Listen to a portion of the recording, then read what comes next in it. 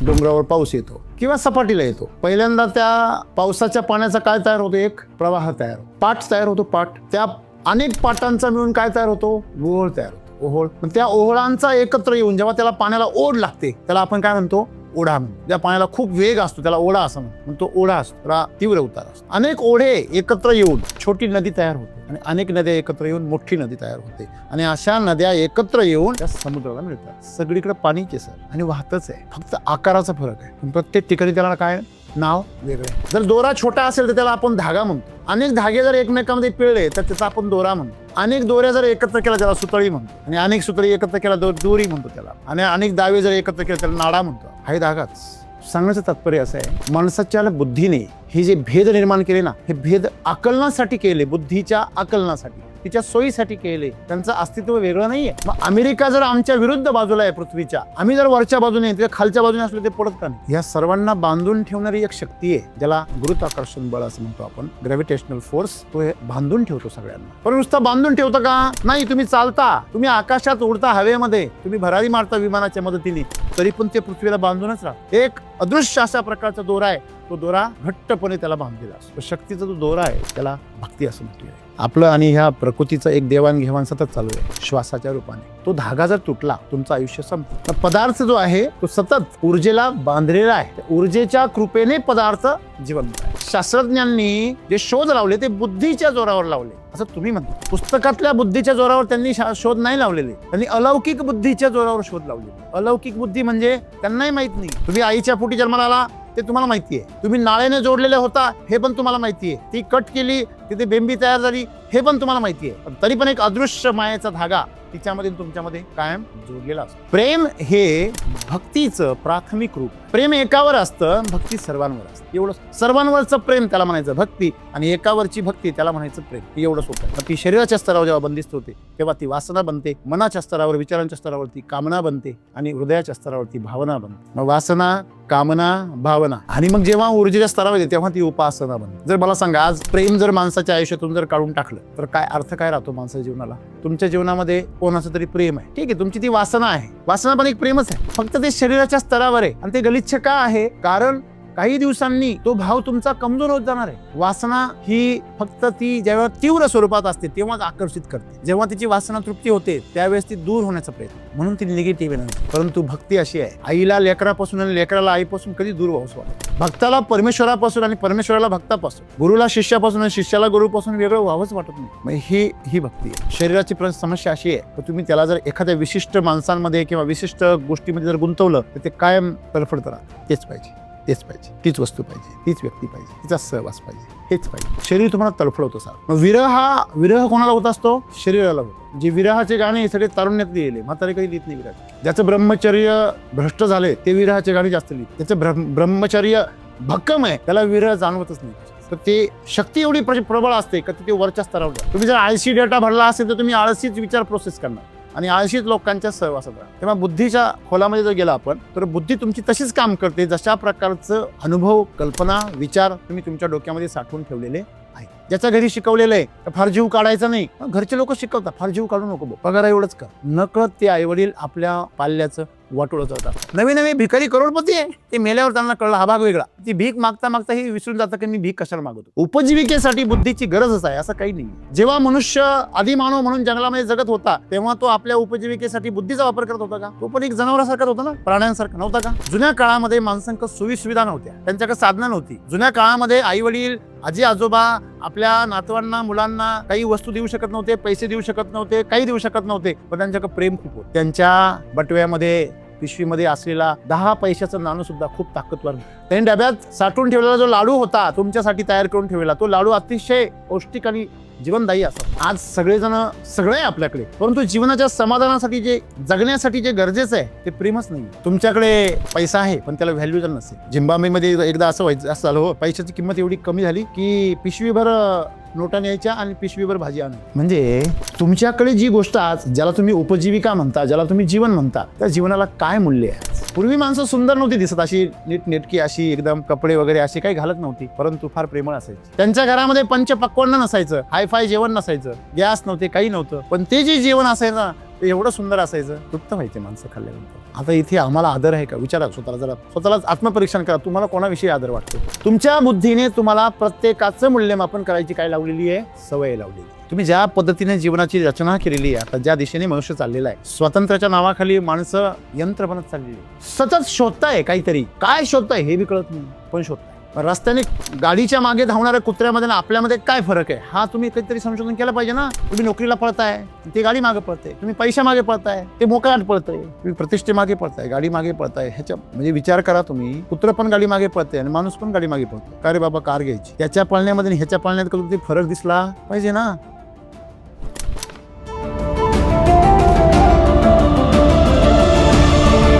ज्यावेळेस बुद्धी अपुरी पडते एखाद्या कठीण प्रसंगामध्ये, तर तेव्हा भक्ती त्या सगळ्या गोष्टींमधनं आपल्याला कशी सावरते? की बुद्धीमुळं नक्कीच आपल्याला उपजीविकेचे नवनवीन साधनं उपलब्ध होतात आणि भक्तीमुळं जे काय आपण मिळवलंय ते पण आपण सातत्याने पुढं टिकवू शकतो. जो समजा फक्त बुद्धिजीवी प्राणी आहे तो तर यश भरपूर मिळवतो, पण ते सातत्याने पुढं टिकणं असं नाही. तर आपण बुद्धी आणि भक्ती ह्या दोन्ही गोष्टी सोबत कसं घेऊन चालू शकतो किंवा त्यांचा जो संगम आहे तो कसा साधू शकतो? विज्ञानामध्ये असं म्हटलं जातं, there is no system without brain. म्हणजे एखादी सिस्टीम जी आहे, जोपर्यंत त्याच्यामध्ये ब्रेन नाही आहे, बुद्धी नाही, तोपर्यंत त्या सिस्टीमला काहीच अर्थ नाही असं समजलं जातं. ह्या जगामध्ये जर बुद्धी नसेल तर कशालाच काही अर्थ नाही असं समजलं जातं. तर सद्गुरू असं का म्हणताय की भक्तीशिवाय या जीवनाचा अर्थ तुम्हाला समजू शकत नाही, किंवा ह्या जीवनाचा अर्थ समजून घ्यायचा असेल तर तुम्हाला भक्तीशिवाय दुसरा पर्याय नाही. तर मग असं का म्हटलं जातं की एखादी सिस्टीम बुद्धीशिवाय चालू शकत नाही किंवा त्याचा अर्थ आपल्याला समजू शकत नाही.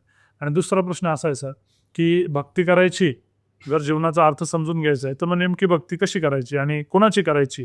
उपजीविका जर सोडली तर आपण जो म्हणतो की आपल्यामध्ये भक्ती पण राहणार नाही, कारण उपजीविका म्हणजे पोट भरण्यासाठी व्यक्ती कुठं ना कुठं काम करतो. मग आपलं उपजीविकेचं साधन आणि भक्ती या दोन्हींचं साम्य आपण आपल्या जीवनात कसं टिकवलं पाहिजे. कारण जर एकदम भक्ती मागे जर गेलो तर आपल्या मागे संसारी मग आपण आपल्या उपजीविका नाही सोडू शकत आहे. आणि जर उपजीविका सोडलं तर एकदम भक्तीमध्ये जायचं म्हटलं की आपल्या दोन्ही जमणार नाही आहे संसारामध्ये. तर मग या दोन्हींचा आपल्या वयाच्यात समन्वय कसं? मग बुद्धिमत्ता आणि भक्ती हे वेगवेगळं कसं असू शकतं? आतापर्यंत जे सायंटिस्ट होते किंवा ज्यांनी मोठे कामं केलेले आहे, तर त्यांनी सगळं काही सोडून फक्त त्यांच्या कामामध्येच ते रममान होते.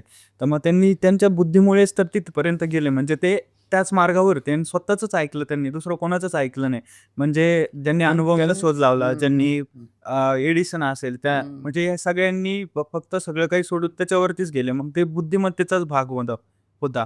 तर मग आपण त्याला भक्ती वेगळं आणि बुद्धिमत्ता वेगळं असं कसं म्हणू शकतो? मित्र हो, आजचा जो संदेश आहे सद्गुरूंचा खूप अनमोल आणि खूप रहस्यमयी असा आहे. 2 शब्द जे आमच्यासाठी फार गोंधळ करणारे ते म्हणजे बुद्धी आणि भक्ती. बुद्धी म्हणजे आम्ही जी गोष्ट तर्काच्या आधारे, इंद्रियांच्या आधारे जी गोष्ट अनुभवू शकतो, जी गोष्ट प्रमाणित करू शकतो, जिला आपण पुरावे देऊ शकतो, प्रात्यक्षिक करू शकतो, जी सिद्ध केली जाऊ शकते, तो मार्ग बुद्धीचा आहे. बुद्धी विश्लेषण करते, तुलना करते आणि अनुमानापर्यंत घेऊन येते. बुद्धीची मर्यादा ही भौतिक जगतामध्ये आहे. सांसारिक जीवनामध्ये बुद्धीची उपयोगिता आहे. तुमचे डोळे तुम्हाला बाहेरच्या जगाविषयी ज्ञान देऊ शकतात. तुमच्या आतमध्ये काय आहे याच्याविषयी काही ज्ञान नाही देऊ शकत. तुमचे कान बाहेरचा जो संवाद आहे, आवाज आहे, तो तुम्हाला अनुभवायला देऊ शकता. आतला आवाज तुमचे कान तो मग बाहेरूनच येतो, तेव्हा ऐकतो तुम्हाला. आतमध्ये पोटामध्ये काय दुर्गंध आहे की वास आहे तो तुम्हाला बाहेर आल्यावर कळतो, आतून नाही कळत. म्हणजे इंद्रिय सगळी बाहेरच्या जगातून तुम्हाला माहितीचं काय करता, आदान प्रदान करून देता. मग बुद्धी जी आहे ती भौतिक जगताविषयी तिची मर्यादा शरीर आणि मनाच्या स्तरावर आहे, तिची मर्यादा आहे. भक्ती जी आहे ही अमर्याद आहे. बुद्धी म्हणजे विचार आणि भक्ती म्हणजे भावना. समस्या व्याख्येची आहे. बघा, जेव्हा डोंगरावर पाऊस येतो किंवा सपाटीला येतो, पहिल्यांदा त्या पावसाच्या पाण्याचा काय तयार होतो? एक प्रवाह तयार होतो. पाठ तयार होतो. पाठ त्या अनेक पाटांचा मिळून काय तयार होतो? ओहोळ तयार होतो. ओहोळ. पण त्या ओहोळांचा एकत्र येऊन जेव्हा त्याला पाण्याला ओढ लागते त्याला आपण काय म्हणतो? ओढा म्हणतो. ज्या पाण्याला खूप वेग असतो त्याला ओढा असं म्हणतात. मग तो ओढा असतो, त्याला तीव्र उतार असतो. अनेक ओढे एकत्र येऊन छोटी नदी तयार होते आणि अनेक नद्या एकत्र येऊन मोठी नदी तयार होते आणि अशा नद्या एकत्र येऊन त्या समुद्राला मिळतात. सगळीकडे पाणीच आहे सर आणि वाहतच आहे, फक्त आकाराचा फरक आहे. पण प्रत्येक ठिकाणी त्याला काय नाव वेगळं आहे. जर दोरा छोटा असेल तर त्याला आपण धागा म्हणतो. अनेक धागे जर एकमेकांमध्ये पिळले तर त्याचा आपण दोरा म्हणतो. अनेक दोऱ्या जर एकत्र केला त्याला सुतळी म्हणतो आणि अनेक सुतळी एकत्र केला दोरी म्हणतो त्याला आपण. आणि अनेक दावे जर एकत्र केले त्याला नाडा म्हणतो आपण. हा धागाच. सांगण्याचं तात्पर्य असं आहे, माणसाच्या बुद्धीने हे जे भेद निर्माण केले ना, हे भेद आकलनासाठी केले, बुद्धीच्या आकलनासाठी, तिच्या सोयीसाठी केले. त्यांचं अस्तित्व वेगळं नाहीये. जर आम्ही फक्त नावावरून ओळखलं गेलं तरी कुटुंबात तुम्ही वेगळे आहे. तुमच्या आडनावावरून जर ओळखलं गेलं तर कुटुंबामध्ये तुमचं संपूर्ण कुटुंब एक आहे. तुम्ही जर गावाच्या नावाने ओळखलं गेलं तर सगळे गावकरी एक आहे. तालुक्याच्या नावाने तुम्ही ओळख सांगितली, तुम्ही तालुक्यातले एक आहे. तुम्ही जिल्ह्याची ओळख सांगितली, तुम्ही राज्याची ओळख सांगितली, तुम्ही देशाची ओळख सांगितली. तुम्ही चंद्रावर जर गेले तर काय सांगाल? नाशिकवरून आले सांगाल का? काय सांगाल? पृथ्वीवरून आलो. उद्या मंगळवार गेला माणूस तिथे भेटला कोणीतरी, त्याला काय सांगाल? कुठून आला रे? नाशिकवरून असं सांगाल का? जेव्हा तुम्ही रेल्वे स्टेशनवर जाता आणि रेल्वे स्टेशनवर पूछताछवर जाता आणि त्याला विचारता की कामठे गल्लीला जायचंय, तो असा हात काढून कानामागे दिले काय? कामठी गल्ली नाही, कुठल्या शहरात जायचं ते सांग. ते जळगावला जायचंय. अच्छा, जळगावला जाऊन कामठी गल्लीला जायचंय. बर, म्हणजे सांगण्याचं तात्पर्य असं आहे की हे जे भेद आहे, हे जे पर्टिक्युलर जे आम्ही एक वेगवेगळ्या प्रकारचे नामकरण केले आहे, त्या नामकरणामुळे आमचा गोंधळ उडलेला आहे. नाही तर आयाम आम्ही एकच आहे. बुद्धी आणि भक्ती एकच आहे.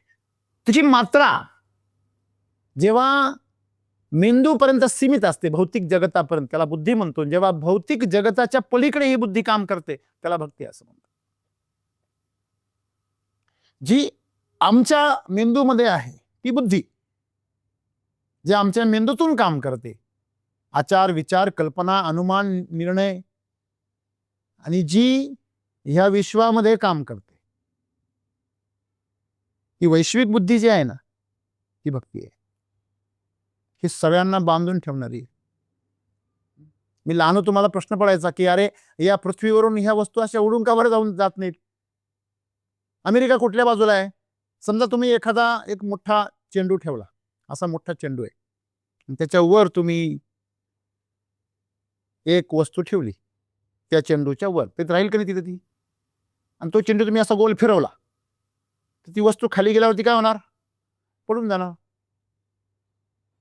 मग अमेरिका जर आमच्या विरुद्ध बाजूला आहे पृथ्वीच्या, आम्ही जर वरच्या बाजूने ते खालच्या बाजूने असले ते पडत का नाही?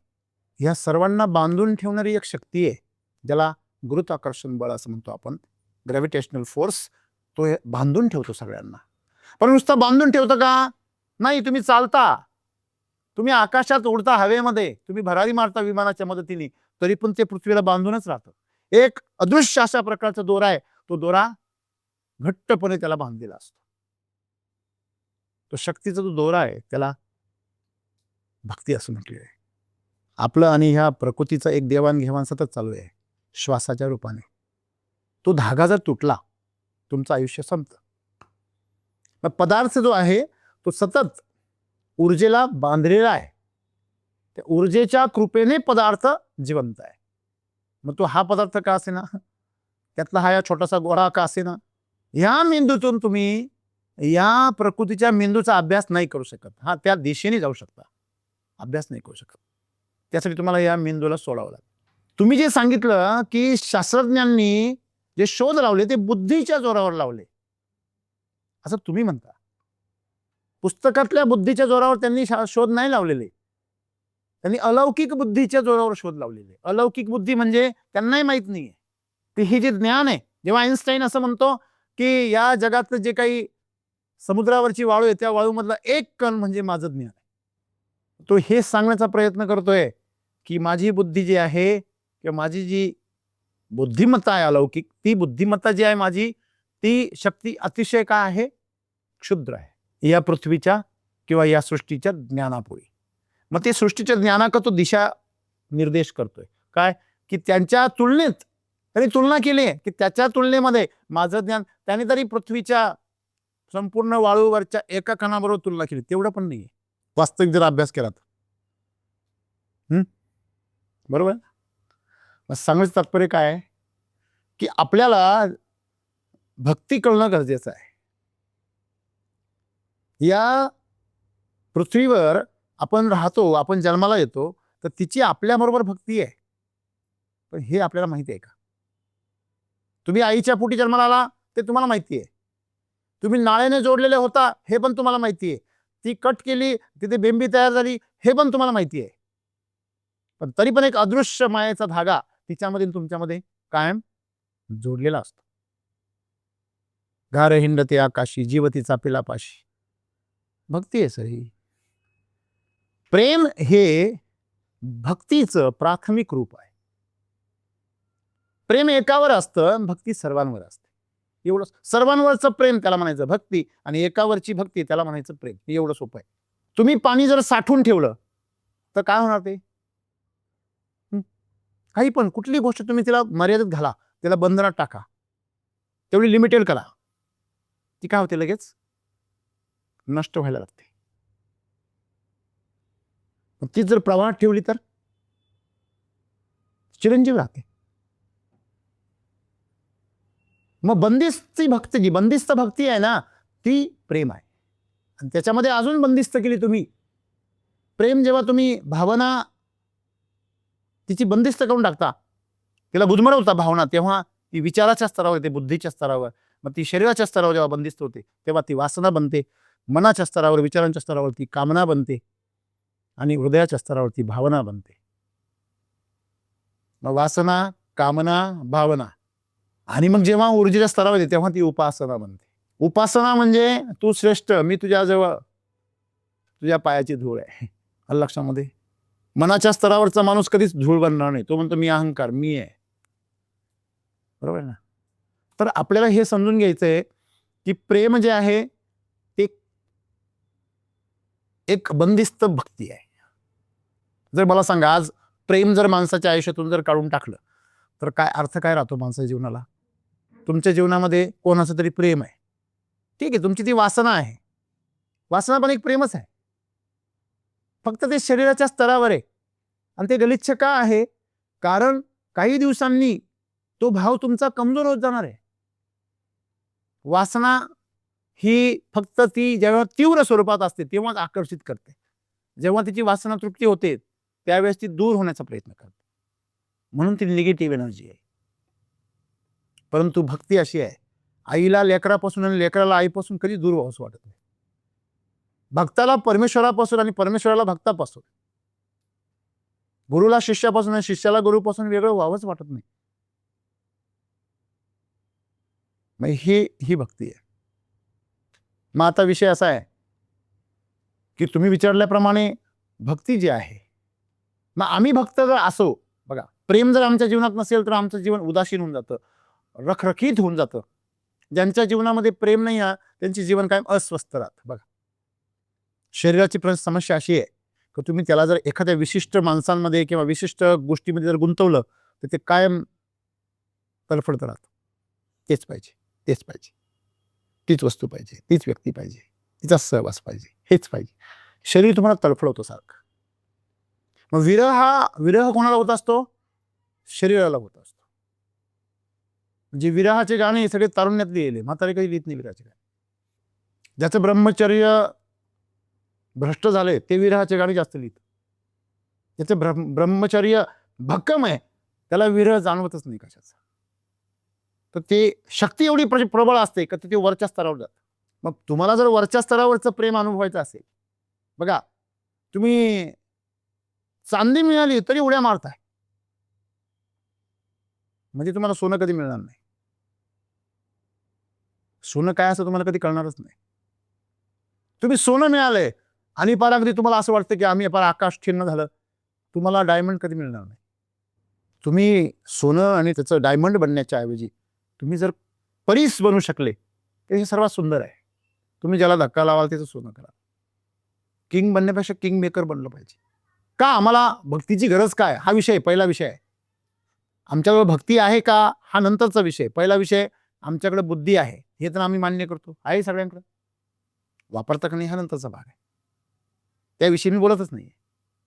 हा वापरता पण कशी वापरता, कुठे वापरता, किती वापरता हा पण परत संशोधनाचा भाग आहे.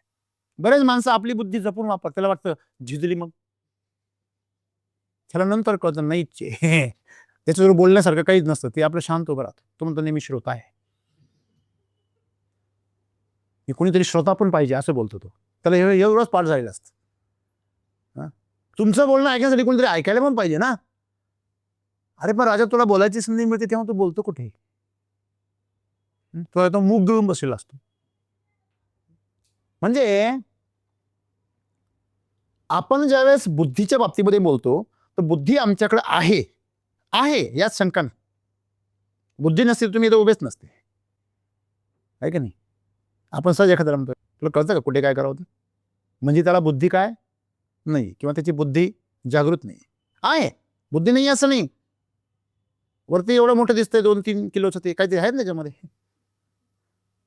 लोकांचं काय बटाटे भरले काय काय बुद्धी डोक्यामध्ये काय भुस्सा भरलेला आहे का, म्हणजे आहे म्हणून तो तसे विषय निघतो ना, बरोबर आहे ना. म्हणजे तुमच्या डोक्यामध्ये मेंदू आहे, त्याच्यामध्ये बुद्धी आहे. बुद्धी फक्त मेंदूत नाहीये तर पूर्ण शरीरामध्ये आहे. तो डीएनए आहे, तो डीएनए तुमचा काम करतो. ही सगळी जी तुमची बुद्धी आहे पूर्ण शरीरामध्ये, शरीराला स्वतःची बुद्धी आहे, तुमच्या मेंदूमध्ये विचारांची बुद्धी आहे.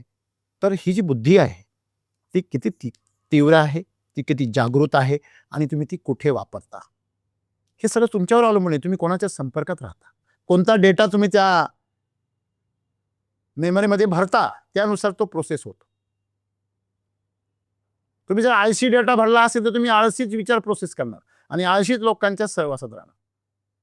तेव्हा बुद्धीच्या खोलामध्ये जर गेला आपण तर बुद्धी तुमची तशीच काम करते जशा प्रकारचं अनुभव, कल्पना, विचार तुम्ही तुमच्या डोक्यामध्ये साठवून ठेवलेले आहेत. ज्याच्या घरी शिकवलेलं आहे तर फार जीव काढायचा नाही. घरचे लोक शिकवतात फार जीव काढू नको बो, पगार एवढंच कर. नकळत ते आईवडील आपल्या पाल्याचं वाटोळं करत असतात. म्हणजे आपण एक लक्षात ठेवलं पाहिजे, अरे हे तुम्ही झिजवलं नाही तरी ते कुजणारच आहे, ते संपणारच आहे. जे संपणार आहे त्याला काय वाचवता म्हणजे अज्ञान आहे लक्षामध्ये. आणि म्हणून पहिली गोष्ट महत्वाची, जे जीवाला जपून काम करतं त्याला त्याच्या पुढच्या अवस्थेमध्ये त्याची बुद्धी कामच करत नाही, कारण त्याच्या बुद्धीमध्ये डेटा काय आहे सगळा नेगेटिव्ह भरलेला आहे. आणि नेगेटिव्ह माणूस पॉझिटिव्ह गोष्ट करूच शकत नाही, त्याच्या हातून पॉझिटिव्ह गोष्ट घडूच शकत नाही, तर निगेटिव्हच तयार करतात. आपण एक लक्षात ठेवलं पाहिजे, आपल्या बुद्धीला आपण कसं बनवायचं हे सर्वस्वी आपल्यावर अवलंबून आहे, बरोबर आहे. आणि मग बुद्धी जी आहे आपली ती बुद्धी आम्हाला जगवण्याचं काम करते असं तुम्ही मगाशी म्हटला. तुम्हाला गंमत माहिती आहे का, बुद्धीचा आणि जगण्याचा काही संबंधच नाही. भिकारी पण जगताय ना, अहो भिकारी पण जगताय नाही जगत. तुम्ही दर्शनाला कुठेतरी देवळांकडे, तिथे बरेच लोक बाहेर जगत असतात. काही काही भिकाऱ्यांची परिस्थिती ही काही काही लोकांपेक्षा चांगली आहे. नवे नवे भिकारी करोडपती आहे. ते मेल्यावर त्यांना कळलं हा भाग वेगळा. ती भीक मागता मागता ही विसरून जातं की मी भीक कशाला मागवतो. हो, तुम्हाला काय वाटतं, अमेरिकेमध्ये जर एखादं उत्पादन जास्त निघालं प्रगत देशांमध्ये तर ते पीक लावू नये म्हणून सरकार त्यांना पैसे देतं. रिकामी बसूला काही करू नका. हॅलो, समजा एखाद्या कंपनीमध्ये जर उत्पादन जास्त झालं तर ते मॅनेजमेंट काय म्हणतं त्यांना, कर्मचाऱ्यांना घरी बसा आरामशीर पगार देतो. हॅलो, कळतं का तुम्हाला? मी तुम्हाला हे का सांगतोय, उपजीविकेसाठी बुद्धीची गरजच आहे असं काही नाहीये. जेव्हा मनुष्य आदिमानव म्हणून जंगलामध्ये जगत होता तेव्हा तो आपल्या उपजीविकेसाठी बुद्धीचा वापर करत होता का? तो पण एक जनावरासारखाच होता ना, प्राण्यांसारखा नव्हता का? आता ही माकडं आपण बघतो, कुठे जरा गेले ब्रह्मगिरीला, तर ती माकडं किती सुंदर जगताय सर, छानपैकी. माणसं करतात तसंच करतात, त्यांनी फक्त कपडे घातलेले, फक्त एवढंच फरक. त्यांच्यामध्ये पण संसार होतो, त्यांच्यामध्ये पण कुटुंब तयार केलं जातं, ते पण सरळ करतात. तिथे जास्त दिवस आहे आपल्यापेक्षा, तिथं ते 24 तास तिथेच आहे ब्रह्मगिरीवर. आपण तर 1 दिवस जातो फक्त. मग जर समाधान हा विषय जर निघाला जीवनाचं, तर ते आमच्यापेक्षा जास्त काय आहे, पुढारलेले आहे, जास्त समाधानी आहे. आणि म्हणून तुम्ही बुद्धीच्या जोरावर काय निर्माण केलं मला हे सांगा. माणसाने आता आदिमानवापासून त्यांनी सुधारणा केली आणि तो एक सभ्य माणूस झाला, तर आज त्याच्याकडे जे जीवन आहे ते नक्कीच त्या आदिमानवापेक्षा समृद्ध स्तरावरचा पाहिजे.